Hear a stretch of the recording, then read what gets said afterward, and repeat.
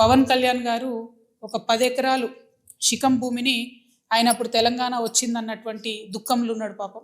2014లో 11 రోజులు అన్నం తినలేదు, బాగా బాధపడుకుంటా ఏడ్చుకుంటా తెలంగాణలో ఒక 10 ఎకరాల శిఖం భూమిని ఆయన కొనుక్కున్నాడు. అప్పుడు కొనుక్కున్న తర్వాత ఏమైంది, ఆ కొనుక్కునే కన్నా ముందే చాలా చెరువులకు జనరల్గా ఫైనల్ చేసి మ్యాక్సిమం ఫ్లడ్ లెవెల్ అది డిసైడ్ చేయరు.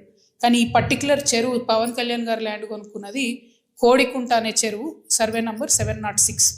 దీంట్లో మొత్తం ఫైనల్ నోటిఫికేషన్ వచ్చింది.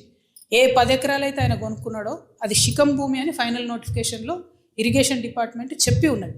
పవన్ కళ్యాణ్ గారు నిన్న మాట్లాడుకుంటే ఏమన్నారంటే, నా తప్పు ఉంటే అది శిఖం భూమి అయితే ప్రభుత్వానికి ఇచ్చేస్తాం అన్నారు. అయితే ఈయన రిజిస్ట్రేషన్ చేసుకునేటప్పుడు ఎన్ని తప్పులు దొరికాయంటే, అందులో ఓన్లీ 3 ఎకరాలే శిఖము, మిగతా 7 ఎకరాలు మాగాని అని రాసింది. కానీ అది తప్పు, ఖచ్చితంగా రికార్డ్స్లో ఉంది. నేను ప్రభుత్వాన్ని డిమాండ్ చేస్తూ ఉన్నాను. ఇరిగేషన్ రికార్డులో 10 ఏకర్స్ శిఖం భూమి అని ఉన్నది. ఆ కాయిదాలు మా దగ్గర ఉన్నాయి, కానీ ప్రభుత్వం దగ్గర ఆల్రెడీ డేటా ఉంటుంది కాబట్టి మీరు చర్యలు తీసుకోవాలని డిమాండ్ చేస్తున్నాను. పవన్ కళ్యాణ్ గారు నేను అడిగేది ఏంటంటే, మీరు వాపస్ ఇస్తా అన్నారు కదా, వాపస్ ఇచ్చేసేయండి. మామూలు రైతుల దగ్గర తీసుకున్నప్పుడు కాంపెన్సేషన్ ఎట్లా ఇస్తారో గవర్నమెంట్ మీకు కూడా ఏ టీడీఆరో ఏ పైసలో ఇస్తారు.